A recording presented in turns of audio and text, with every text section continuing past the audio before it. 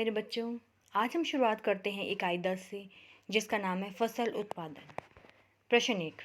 निम्नलिखित प्रश्नों के सही विकल्प छांटिए। क। रासायनिक उर्वरकों में प्रचुर मात्रा में पाया जाता है नाइट्रोजन एवं फास्फोरस। ख। नाइट्रोजन स्थिरीकरण की प्रक्रिया में पौधे बदलते हैं नाइट्रोजन को नाइट्रेट्स में। ग। सोनालिका, कल्याण, सोना आदि किस्में हैं गेहूं की। घ। मछली के तेल में पाए जाने वाले विटामिन हैं ए व डी। उथली जुताई की जाती है हैरो द्वारा। प्रश्न 2। रिक्त स्थान की पूर्ति कीजिए। क। किसी स्थान पर उगाए गए एक ही प्रकार के पौधों को फसल कहते हैं।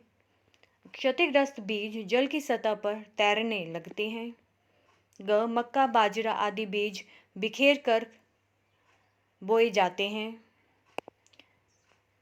घ। फसल के साथ उगे अवांछनीय पौधे खरपतवार कहलाते हैं। Next page. प्रश्न 3। निम्नलिखित पोषक तत्वों में से मुख्य पोषक तत्व, गौण पोषक तत्व एवं सूक्ष्म पोषक तत्वों को छांटकर उनके समूह में लिखिए। यहाँ पे 3 कैटेगरी दिखाई गई हैं, समूह 1, समूह 2 और समूह 3। समूह 1, समूह 2, समूह 3। अब हमें ये बताना है, पहला समूह जो है फर्स्ट है मुख्य पोषक तत्व, सेकंड बताएगा गौण पोषक तत्व और तीसरा जो है सूक्ष्म पोषक तत्व। तो चलिए पहले कैटेगरी में आते हैं। इसमें आते हैं nitrogen, oxygen, potassium, phosphorus, carbon और हाइड्रोजन। सेकंड वाले में आते हैं कैल्शियम, मैग्नीशियम, सल्फर।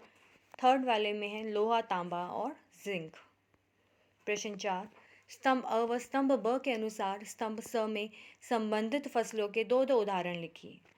तो स्तंभ अ में है जून से अक्टूबर, स्तंभ बी खरीफ की फसल, स्तंभ स में है चावल, मूंगफली। मार्च से जून जायद की फसल होती है, तरबूज और मूंग। तरबूज, मूंग।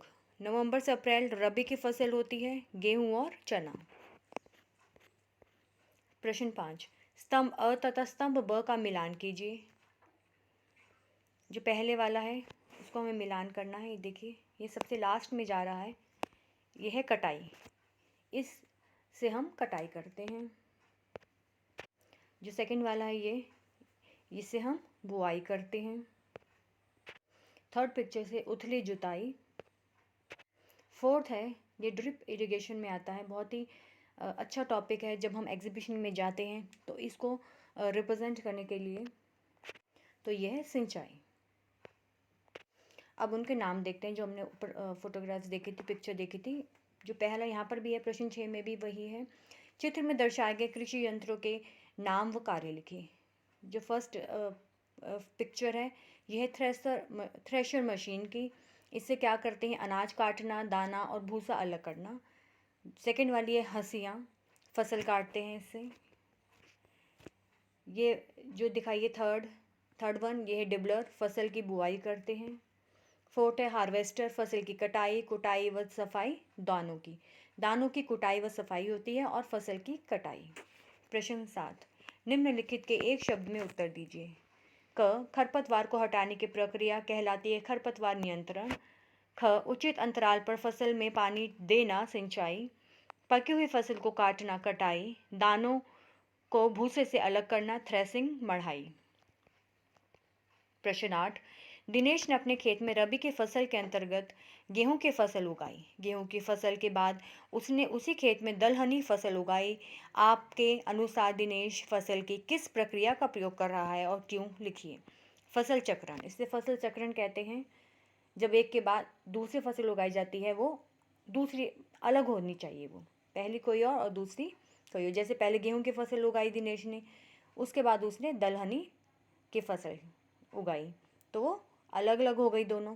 तो इसे हम कहते हैं फसल चक्रण, क्योंकि इससे भूमि की उर्वरता बनी रहती है। दलहन की फसल बोने से भूमि में नाइट्रोजन स्थिरीकरण होता है। प्रश्न 9। फसल उत्पादन के विभिन्न चरणों को क्रमबद्ध करिए। हमें लाइन से बताना है। सबसे पहले क्या काम होता है, मिट्टी तैयार करना। ख। बुआई। ग। खाद एवं उर्वरक देना। घ सिंचाई, खरपतवार से सुरक्षा, फिर कटाई, लास्ट में होता है भंडारण। प्रश्न 10, क में दिखाई गई है यह गाय की देशी नस्ल, इनके हमें नाम बताने हैं। साहिवाल, सिंधी, देवनी। सेकंड में है भैंस की नस्ल, इनकी नाम बताने हैं। मुर्रा, सूखी, जीली, मेहसाना। यह मुर्गी की उन्नत नस्ल white leghorn, island red, ILS red. तो इसी के साथ हमारी ये इकाई यहीं समाप्त होती है। मिलते हैं नई इकाई के साथ। आई होप आपको मेरा ये वीडियो अच्छा लगा होगा। अच्छा लगे तो इसको लाइक कीजिए, सब्सक्राइब कीजिए चैनल को, और इसी तरीके से हम आपको नए नए वीडियोस और सारे चैप्टर्स की जो डिटेल्स हैं हिंदी, इंग्लिश, सबके हम आपको प्रोवाइड करते रहेंगे। धन्यवाद।